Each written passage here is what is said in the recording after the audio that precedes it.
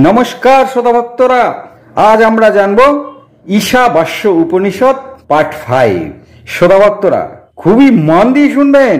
এই উপনিষদের কথা শুনবার পর একটি কমেন্ট অবশ্যই করবেন, যাতে আরো 10টি হিন্দুর কাছে উপনিষদের তত্ত্বকথা পৌঁছে যায়, তারা যেন আসল তত্ত্বটা জানতে পারে এবং সেইভাবেই নিজের জীবন পরিচালনা করতে পারে। শ্রোতা ভক্তরা, উপনিষদের কথাগুলি হিন্দুদের কাছে পৌঁছে দেওয়ার জন্য আপনাদের সবাইকে এগিয়ে আসতে হবে। শ্রোতা ভক্তরা, যে মানুষ ভোগ করেন আর ভগবানের কাছে শুধু ভোগ বস্তু চেয়ে থাকেন, সেই সব মানুষও জন্ম মৃত্যু চক্রেই পড়ে থাকেন আর বারবার ভোগ বস্তু প্রাপ্ত করেন আর মহা আনন্দে সেই ভোগ্য বস্তু ভোগ করে থাকেন। আর শাস্ত্রে এটাকেই অজ্ঞান রূপী ঘোর অন্ধকার বলেছেন।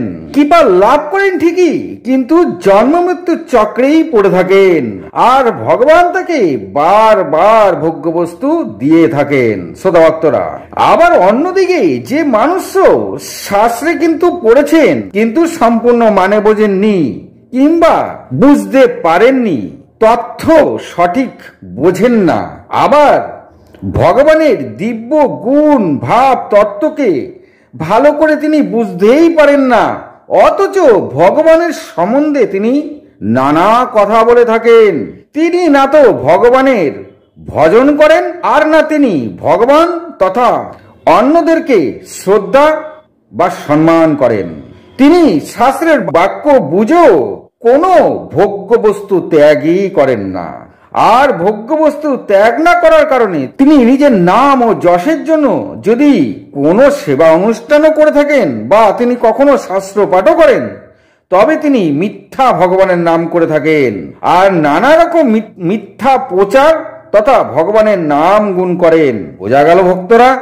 এই রকম জ্ঞানরূপী অজ্ঞানী ব্যক্তি আপনি কিন্তু বর্তমান যুগে অনেক দেখতে পাবেন, যারা দিবারাত্রি ভগবানের নাম গুণ করছেন কিন্তু কোনো ভোগ্য বস্তুই তিনি ত্যাগই করছেন না। খুঁজলে আপনি কিন্তু অনেক পাবেন। আমাদের সমাজে এখন এইরকম ব্যক্তি একেবারেই ভরে আছে। আর এইরকম ব্যক্তি ভগবানকে নিয়ে নানা কথাও বলে চলেছেন, আর কিন্তু তিনি যার উপরে বসে ভগবানের কথা বলছেন তার গদির নিচে অনেক অর্থ রয়েছে, তিনি অর্থ কিন্তু কিছুতেই ছাড়ছেন না। শ্রোতা ভক্তরা, বোঝা গেল?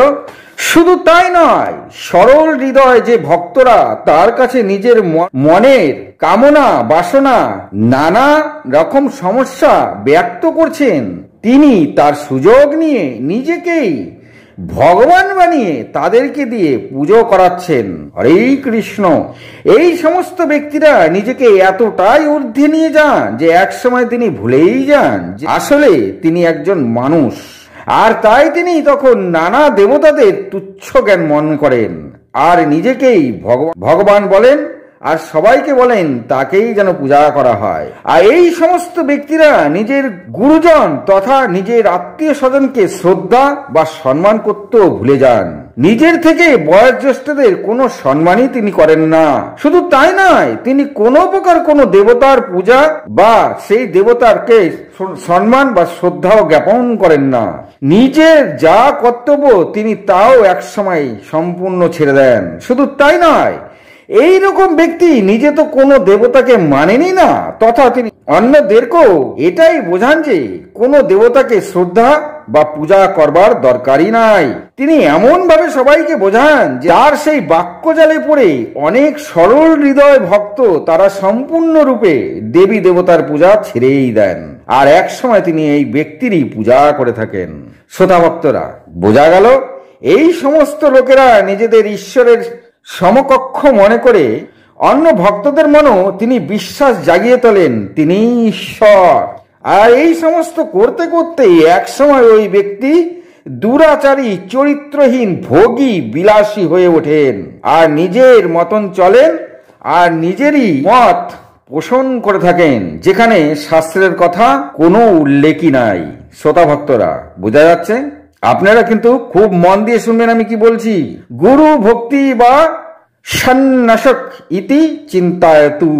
এমন দম্ভ ভরা মনুষ্য এর নিজের দুষ্কর্মের ফল ভোগ করবার জন্য জন্ম মৃত্যুর চক্রের বন্ধন থেকে বারবার আর শুকর কুকর নিজ থেকে অধিক নিজ জনি প্রাপ্ত করেন। শুধু তাই নয়, বারবার মৃত্যুর পর তাকে নরকের ভীষণ যন্ত্রণা ভোগ করতে হয়। বোঝা গেল শ্রোতা ভক্তরা? এইরকম মানুষ আপনি বর্তমান কালে অনেক দেখতে পাবেন। এরা সবচেয়ে বেশি সময় নরক যন্ত্রণা ভোগ করে থাকেন। অর্থাৎ যে সমস্ত মানুষ পরম ব্রহ্মের উপাসনা না করে বিনাশশীল দেবতার পূজা করেন, তারাও নরক যন্ত্রণা ভোগ করেন।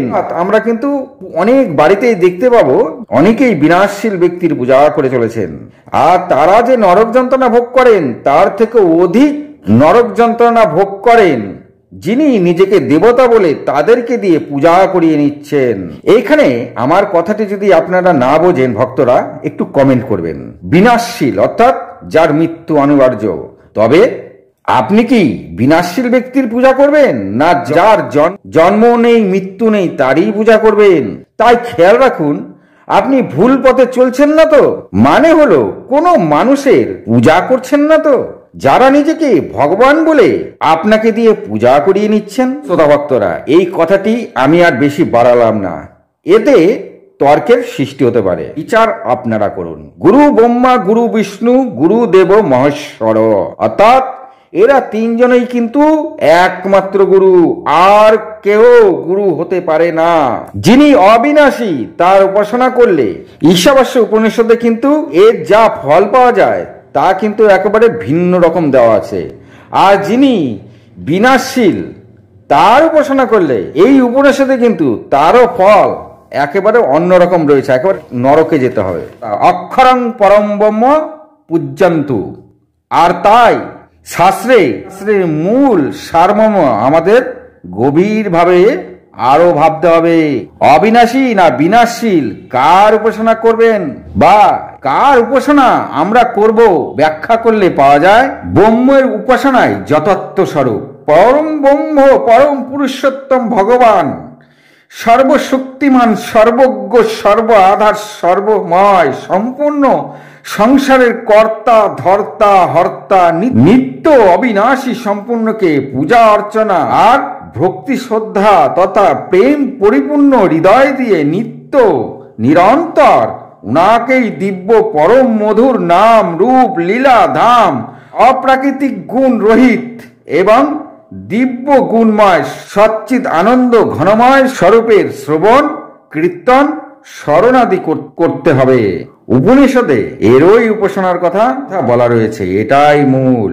এইভাবে তাকে স্মরণ করা, তার নাম গুণ শ্রবণ করা মাত্রই অবিনাশী পরম ব্রহ্ম পুরুষোত্তমের প্রাপ্তি হয়ে থাকে। সনসি প্রেম দরেন ব্রহ্মা পূজ্যতে পরম ব্রহ্ম পরমাত্মানং। শ্রোতা ভক্তরা, বোঝা গেল?